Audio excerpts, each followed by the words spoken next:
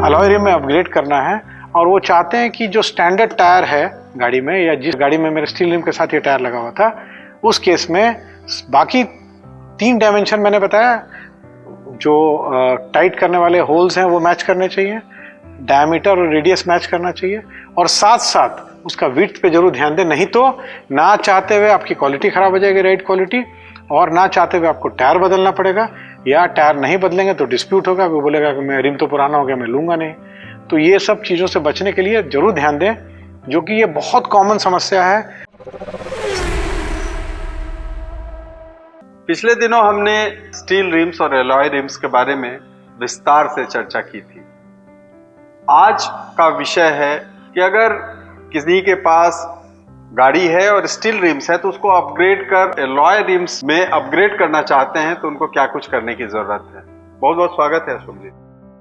अगर किन्हीं को स्टील रिम से एलॉय रिम्स में अपग्रेड करना है तो किन चीज़ों का खास ध्यान रखना होगा, और इस विषय का चयन हम लोगों ने इसलिए किया क्योंकि बहुत सारे कमेंट्स और बहुत सारे मेल हमारे मेल आईडी पे आए हुए हैं जिसमें इसको विस्तार से बताने की बात कही गई है हमारे दर्शकों के द्वारा। और मैंने भी काफ़ी सारे कमेंट्स या काफ़ी सारे रिक्वेस्ट ओवर ईमेल देखा कि जब हमने स्टील रिम्स और अलॉय रिम्स में लगाने का बेनिफिट बताया या उस क्या क्या उसमें बदलाव आते हैं, उसके वजह से गाड़ी के कैरेक्टरिस्टिक पे क्या प्रभाव पड़ता है, तो उसके बाद हम लोग ने देखा कि काफ़ी सारे प्रश्न और काफ़ी सारे रिक्वेस्ट आए कि अगर हम अलॉय रिम्स में अपग्रेड करना चाहते हैं from a regular steel rim तो हमें किन किन चीज़ों का ध्यान रखना चाहिए।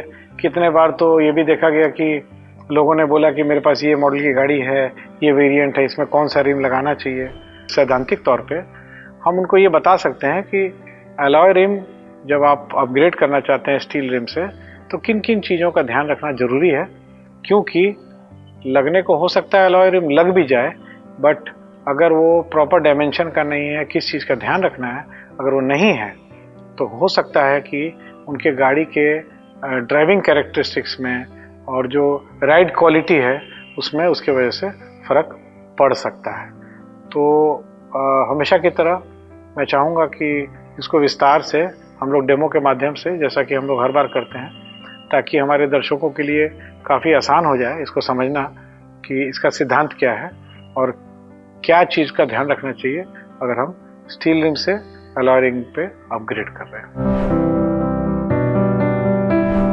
हमारे ऑटो एक्सपर्ट अशोक प्रियदर्शी जी डेमो के जरिए विस्तार से बताएंगे जी। तो आज हम 3 चीज़ें दिखाएंगे डेमो में। एक दिखाएंगे स्टील रिम, एक दिखाएंगे अलॉय रिम और एक दिखाएंगे टायर। किन किन चीज़ों का ध्यान रखना है ये हम बताएंगे जब आप स्टील रिम से अलॉय रिम पे अपग्रेड करते हैं। देखिए हमारे सामने एक स्टील रिम है, तो देखिए ये उसका आगे का हिस्सा है जहाँ पे हमारे व्हील के नट्स जो हैं वो टाइट होते हैं, जिससे कि ये गाड़ी पे टायर टाइट होता है। उसके बाद इसका एक डायमेंशन है जिसको हम लोग रेडियस कहते हैं, और एक डायमेंशन है जिसको हम लोग विड्थ ऑफ द रिम कहते हैं। ये चौड़ाई जो है, जैसे इस रिम में अगर हम देखें तो इसकी चौड़ाई है लगभग, अगर हम स्केल से नापें तो 6.5 इंच। तो ये 6.5 इंच की चौड़ाई और इस रिम का रेडियस जिसको बोलते हैं, क्योंकि हर टायर में एक नंबर होता है जिसमें लास्ट में आर लिखा होता है, आर का मतलब रेडियस होता है। तो 3 चीज़ें मैच करनी चाहिए। एक, ये जो बोल्ट्स हैं जहाँ लगने हैं, ये नंबर ऑफ होल्स और होल्स का जो अलाइनमेंट है वो अलॉय व्हील में सेम होना चाहिए। दूसरा, आपका डायमीटर्स और रेडियस सेम होना चाहिए। और तीसरी चीज़ जो ध्यान रखने वाली है वो इसकी जो अंदर की चौड़ाई है, जहाँ पे हमारा टायर आके बैठता है, इसकी चौड़ाई जो है ये अलॉय रिम में वही होनी चाहिए। अगर इसमें से कोई भी चीज़ गड़बड़ होगी तो उसमें क्या क्या परिणाम हो सकता है वो हम आपको बताते हैं। अब हम जो आपको दिखा रहे हैं वो एक अलॉय रिम्स हैं। अलॉय रिम्स के क्या फ़ायदे हैं वो हम आपको एक पिछले वीडियो में बता चुके हैं। फिर हम यही दिखाना चाहेंगे कि इस अलॉय रिम में जो आपके होल्स हैं, जहाँ पे आपके टायर के नट या टायर के स्टड्स आके लगेंगे, उसका जो मेजरमेंट, उसका जो साइज और उसका जो व्हील के जो नट के अलाइनमेंट है वो आपके स्टील रिम से ही जैसे होने चाहिए। रेडियस और डायमीटर दोनों रिम का सेम होना चाहिए। बट अब जो मैं बात बताने जा रहा हूं यही सबसे इंपॉर्टेंट बात है और यहीं पे सबसे बड़ी गलतियां होती है। इसमें भी देखिए, इस रिम की भी एक चौड़ाई है। इस रिम की भी चौड़ाई अगर हम मेजर करते हैं तो एग्जैक्टली उतनी ही है जितनी स्टील रिम की थी।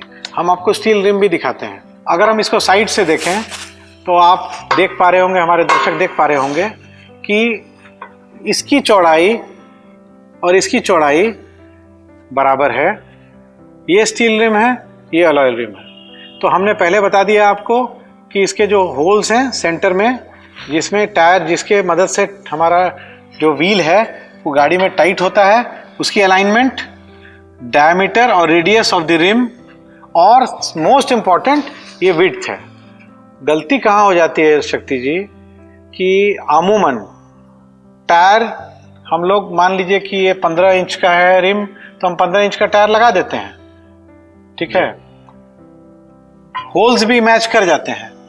मगर कुछ बाजार में रिम्स मिलते हैं जो कि बाकी ये दोनों चीजें सेम होंगी, जैसे आपका ये होल सेम होगा, डायामीटर या रेडियस भी सेम होगा, बट यहाँ पे विड्थ में थोड़ा बदलाव होगा। अगर विड्थ थोड़ी सी भी बढ़ गई तो इसका दुष्प्रभाव टायर पे क्या होता है, वही आज हमारा मकसद था कि जब आप अपग्रेड कर रहे हैं, अगर होल मैच नहीं करेगा तो फिट ही नहीं होगा। अगर हमारा 14 इंच के टायर को हम 15 इंच की रिम में लगाना चाहें तो लगेगा नहीं। तो ये दोनों तो बड़ा आसान चीज़ें हैं, सबके दिमाग में, सबके जहन में रहता है कि जो होल्स हैं उसको मैच करा लो और रेडियस या डायमीटर को चेक करके उसी साइज का टायर इस रिम में चढ़ाओ जिस डायमीटर का हमारा रिम है। बट गलती हो जाती है वहाँ जहाँ पे इस चौड़ाई पे बहुत ज़्यादा इंपॉर्टेंस नहीं दे करके लोग इसको नज़रअंदाज करके, और अगर मान लीजिए कि ये आधा इंच या 1 इंच भी अगर इसकी चौड़ाई ज़्यादा रही अलॉय रिम में तो उसका दुष्प्रभाव कहाँ होता है वो अभी हम आपको दिखाएंगे। अब देखिए, हम अपने दर्शक को दिखाना चाहते हैं, ये स्टील रिम था, ये टायर है।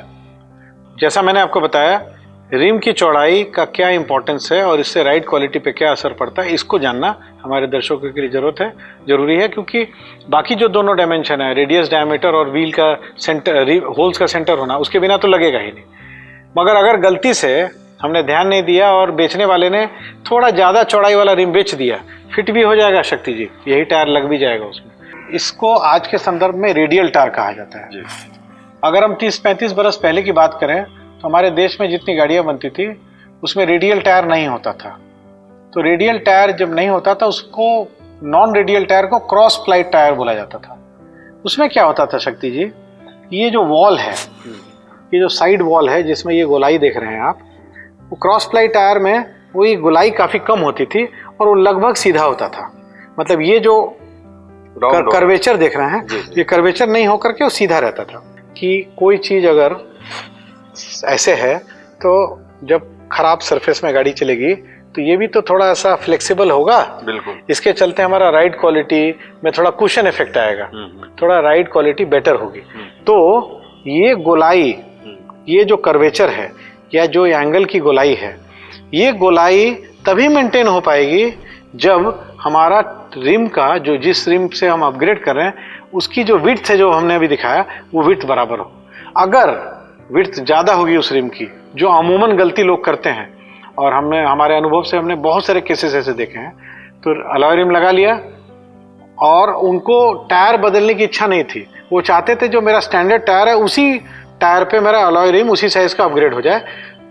अगले बेचने वाले ने बेच दिया, फिट भी कर दिया, लेके भी आ गए, और उसके बाद में उनको फील हुआ कि गाड़ी मेरी पहले से ज़्यादा उसकी राइड क्वालिटी ख़राब हो गई, उछलने लगी गाड़ी।